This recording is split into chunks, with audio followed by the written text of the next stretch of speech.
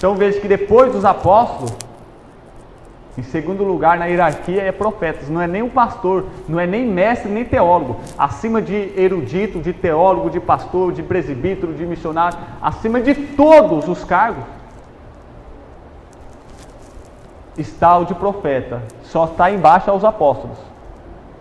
O cargo de profeta só está abaixo de apóstolos, mas está acima dos pastores, acima de diretores, de presidentes de ministério está o profeta. Mas geralmente o profeta é o que mais sofre, é o que mais o que mais apanha, é o que mais é rejeitado, porque ele fala a verdade. E depois, meus irmãos, de profeta, vem evangelistas. Evangelistas. Qual que é o trabalho de evangelista? Estevão, Filipe, eles eram diáconos, eles tinham serviço de diaconia, que é servir as mesas, mas eles exerciam o ministério evangelístico. Então pode ser que você tenha mais do que um dom ministerial. Sabia disso? Aqui Estevão e Filipe, em Atos dos Apóstolos, eles eram diáconos. Quem sabe disso? E eles eram evangelistas. Filipe vai evangelizar eunuco. Lá em Samaria, meus irmãos, ele vai ter um ministério de vários anos. E Deus fazia coisa tremenda através da mão de Estevão. Deus fazia sinais miraculosos também. Então, evangelistas vai ser aquele que vai pregar o evangelho puro, genuíno, que é o que? Falar da salvação. A salvação, a conversão, a regeneração. Vai trazer o reino de Deus. E geralmente, evangelistas vão ser dotados de vários dons sobrenaturais. Não é como os profetas. Os profetas eles falavam verdades, mas eles não curavam pessoas, expulsavam demônios. Era muito difícil. Agora, evangelistas, eles levam o evangelho a uma pessoa em primeira mão. Por exemplo, o evangelista vai lá para a Indonésia. Vamos supor que lá as pessoas não conhecem Jesus Cristo. O primeiro contato do país de Indonésia com o evangelho vai ser através daquele homem, que vai ser um missionário, que vai ser um evangelista. Então ele vai começar a falar para as pessoas de Cristo, do evangelho, da salvação, da transformação, conversão. Então é quando nós levamos o evangelho em primeira mão às pessoas. Então depois do profeta está o evangelista, porque se o evangelista não for naquela cidade evangelizar as pessoas, para ganhar as pessoas, não tem como implantar a igreja e o pastor vir lá pastorear. Então por isso que o evangelista vem antes do pastor, do presbítero e do diácono. Porque se o evangelista não for lá ganhar almas naquela cidade, naquele município, naquele lugarejo, naquele assentamento, não tem como implantar a igreja. E se não implantar a igreja, não tem pastor, não tem presbítero, não tem diácono naquela igreja. Então o evangelista vem em terceiro lugar. Porque antes de ter igreja e pastor, presbítero, tem que ter o evangelista. E apóstolo, geralmente o apóstolo é o evangelista também. E o diácono também pode ser evangelista. Nós podemos ter mais do que um dom ministerial. E evangelista, geralmente, ele vai expulsar demônios, ele vai curar enfermos, vai ressuscitar mortos. Ele vai ser aprovado de forma tremenda por Deus. Para Deus falar para aquelas pessoas que o que o evangelista está ensinando vem de Deus e é verdade. Quem está entendendo, diga amém. Nós já vamos encerrar já. Grande Deus.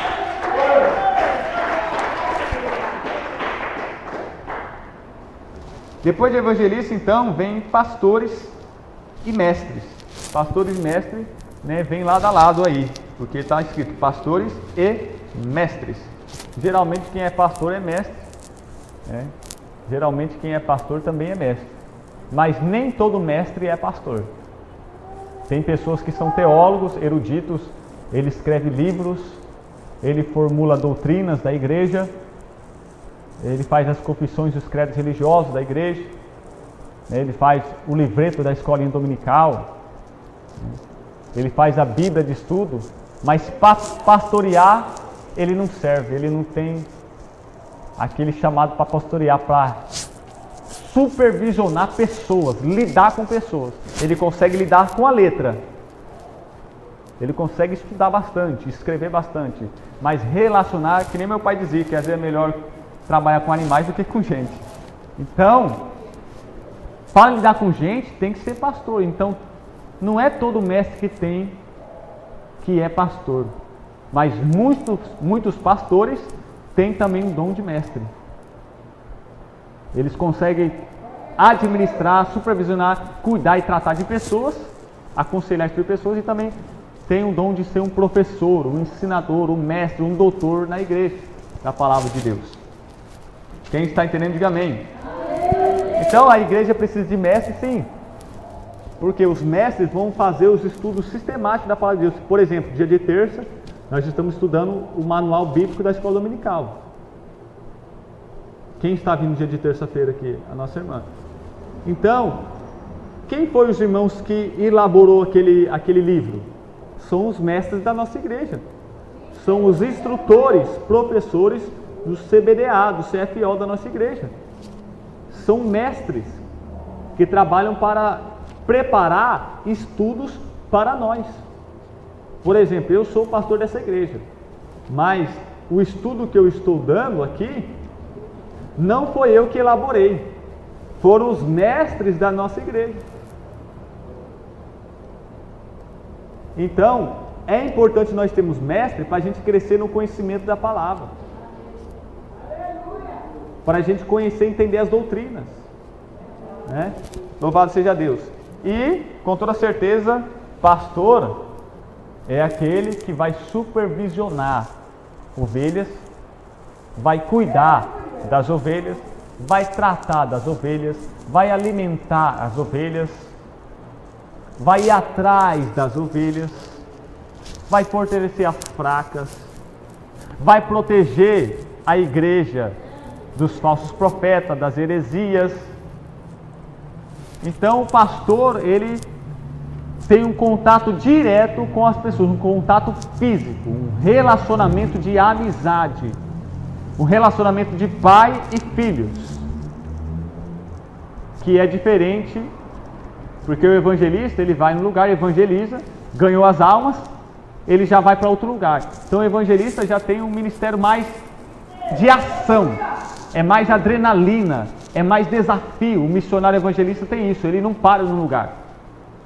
Agora o pastor vem, é enviado para aquele lugar para discipular aquelas almas que se converteram. Então o ministério dele é mais estável, mais local. Quem está entendendo, diga amém. Entendeu, meus irmãos? Então, geralmente há muita semelhança entre esses dons ministeriais, mas tem as suas diferenças, peculiaridades. Porque o pastor, ele denota mais o que? A supervisão, o tratamento das ovelhas. O ancião já parece que denota mais a idade, né? Mas a Bíblia fala que para ser pastor bispo você tem que ser o quê? Idôneo, né? Não pode ser neófito, novo na fé. Então, as qualidades de um bispo, de um pastor, de um presbítero, já fala, tem que ser de idade. Então, ancião vai falar da idade, pastor vai falar da supervisão das ovelhas, presbítero já vai falar da liderança, né, e do ensino na igreja. Bispo já vai falar de você apacentar ovelhas e pastorear outras igrejas, outros pastores. Por exemplo, eu sou pastor de pastores sucursais e pastores setoriais. Então, como se fosse um bispo que pastoreia outros pastores de outras igrejas. Então, é o mesmo significado, é o mesmo sentido, mas cada palavra às vezes denota uma função diferente. Mas o pastor e o presbítero têm todas essas funções. Então, aqui nessa lista só tem pastor, mas aqui entra presbítero, bispo e ancião. Amém? No próximo domingo, então, nós vamos falar sobre nós vamos ver sobre as designações dadas aos ministros, né, qual o trabalho que eles têm que desempenhar de acordo com o seu dom ministerial. Se a pessoa é eletricista, ele vai ter que mexer com elétrica. Se a pessoa é pastor, ele vai ter o seu tipo de trabalho. E nós vamos ver sobre a qualificação essencial do ministro, que tem a ver com o caráter, né? Geralmente, se você vai ser um delegado, um juiz, um engenheiro, eles não querem nem saber se você é um prostituto, se você é um drogado, se você é um alcoólatra, porque isso não é importante para você ter alguma profissão no mundo. Tem até algum juiz aí que encheram a cara, atropelaram não sei quem, mas não foi preso porque é um juiz. Mas não importa se ele é um bêbado, ele pode ser juiz porque ele estudou. Então não importa o seu caráter aí no mundo. Para ter alguma profissão, não é considerado caráter. Agora, para você ser um funcionário do reino de Deus, não importa se você estudou teologia, não importa a sua data de batismo, a sua experiência. O que importa, mais do que tudo, é o caráter da pessoa. Para você ter um trabalho no reino de Deus, você tem que ter caráter. No mundo você não precisa ter caráter. Você pode cheirar cocaína, fumar maconha, que você pode ser um policial, que você pode ser um juiz, que você pode ser o que for, o que você querer ser. Basta você estudar, fazer um concurso ou ter um padrinho para ajeitar o emprego para você. Agora na igreja de Deus não. Tem que ter alguns requisitos aí no caráter do ministro. Tem que ter moral, louvado seja Deus. Tem que ter moral. Não é para qualquer um não. Amém? Por isso, meus irmãos, que se a pessoa falar para você que é doutor em teologia, PhD em teologia, que ele tem 30 anos de batismo, mas ele é um imoral, um adúltero, ele é um depravado, ele é iracundo, mentiroso, ele é um avarento, só pensa em dinheiro, ele está desqualificado diante de Deus. Desqualificado. Não importa a carteirinha, o diploma dele, está desqualificado. O currículo do crente não deve ser somente os estudos ou a experiência. Tem que ser a moral, o caráter, o interior de cada um de nós.